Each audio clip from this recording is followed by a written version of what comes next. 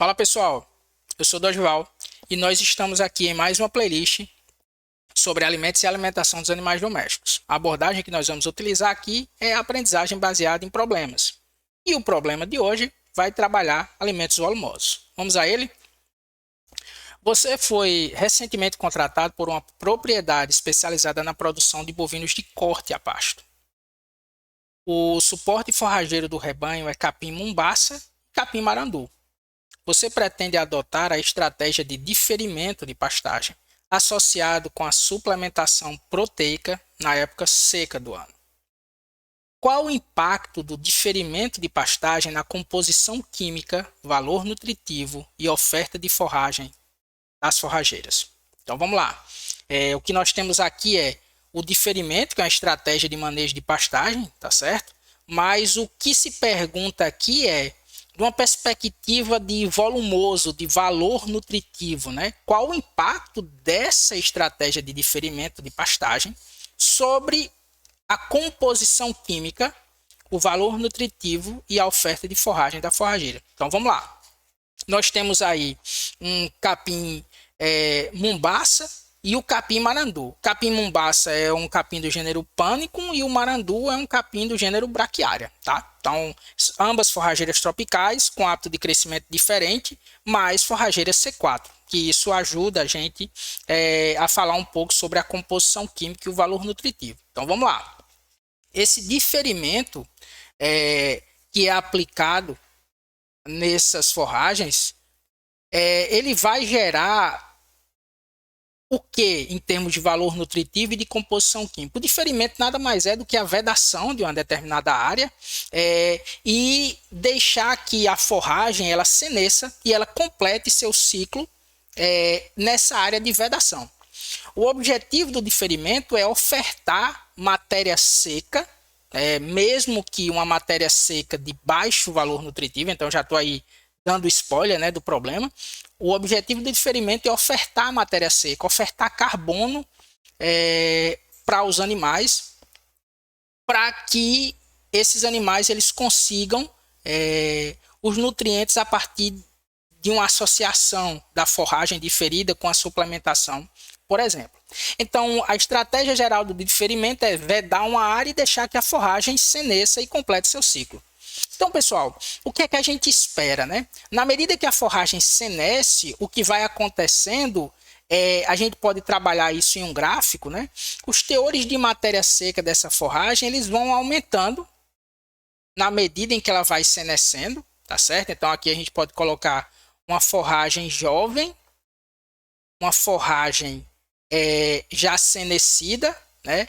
E uma forragem vegetativa, né? Que é na fase de vegetativa dela lá. Então, o que vai acontecer é os teores de matéria seca vão aumentando. Paralelamente a esse incremento nos teores de matéria seca, nós vamos ter um decréscimo nos teores de proteína bruta dessa forrageira, acompanhado também de um decréscimo dos teores de carboidratos não fibrosos, que são incrementados na forrageira jovem, atingem seu ápice lá quando a forrageira está na sua fase reprodutiva e depois tendem a cair posteriormente esse teor de carboidratos não fibrosos. E o que mais chama a atenção é um incremento consistente, né, com o aumento da matéria seca, um incremento consistente dos teores de FDN. Né? Então, essa FDN, dentro dessa FDN, lembrem, né, da FDA e da lignina, que na medida que aumenta a idade, nós vamos tendo incremento uma lignificação dessa FDN. Então, em termos de composição química, o que a gente enxerga na medida que a forrageira, principalmente as forrageiras C4, avançam, né, elas vão senescendo, o que vai acontecendo é um incremento na matéria seca dessas forrageiras, um decréscimo nos teores de proteína bruta, um decréscimo nos teores de carboidratos não fibrosos, que estão contidos no conteúdo celular, que tende a diminuir na célula vegetal pelo aumento da parede celular secundária, né? E com isso se refletindo no aumento da quantidade de FDN da forragem. Então nós temos decréscimo dos teores de proteína bruta, decréscimo dos teores de carboidratos não fibrosos, incremento dos teores de FDN na matéria seca da forragem. Em termos de valor nutritivo, o que é que a gente então verifica, né? No geral, ocorre um decréscimo do consumo de matéria seca e um decréscimo na digestibilidade da matéria seca dessas forrageiras diferidas. Por quê? Né? O consumo de matéria seca cai porque você tem um incremento nos teores de FDN.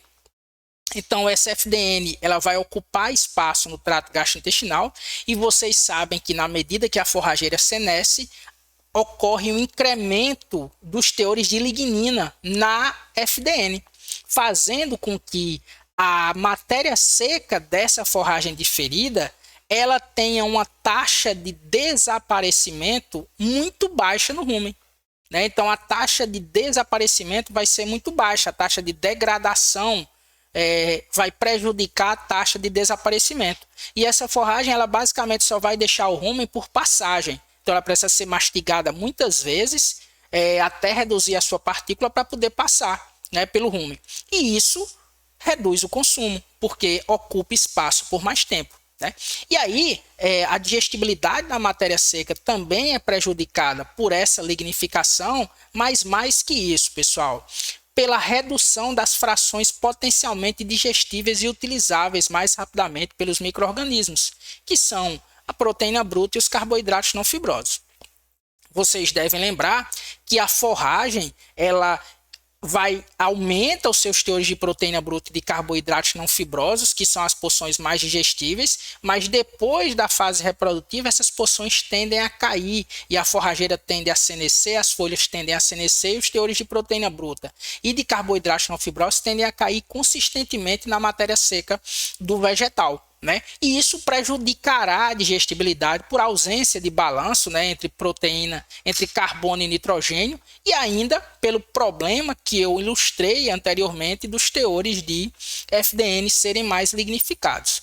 Ora, pessoal, se eu tenho uma redução do consumo de matéria seca, uma redução da digestibilidade, necessariamente eu também vou ter uma redução da performance dos animais. Né? Então, se os animais receberem apenas essa forrageira diferida, eu também vou ter uma redução do ganho médio diário. Mas é óbvio, né, que na própria questão já vem dizendo que vai haver uma suplementação proteica, né, a fim de equilibrar a quantidade de proteína bruta, aumentar a síntese de proteína microbiana, aumentando assim as taxas de degradação, melhorando o consumo de matéria seca e com isso a performance dos animais. Então, pessoal, da questão qual o impacto na composição química, qual o impacto no valor nutritivo e na oferta dessas forragens? Bem, a oferta da matéria seca vai aumentar, né? Você vai ter uma grande quantidade de matéria seca, mas a quantidade de matéria seca verde ou matéria seca potencialmente digestível vai cair. Né? Então, em que pese você tem incremento na matéria seca total, você vai ter uma redução na quantidade de matéria seca potencialmente digestível, com o diferimento, e uma redução na proporção, né, na composição vegetativa, na proporção da matéria seca verde. Aumento da quantidade de colmo, aumento da quantidade de folha senescida e redução na proporção de matéria seca verde. Tudo bem, pessoal? Eu espero que tenha ficado claro para vocês. Se tiver alguma questão para comentar, por favor, comente aqui embaixo. Vai ser uma satisfação conversar com vocês. Muito obrigado e até a próxima.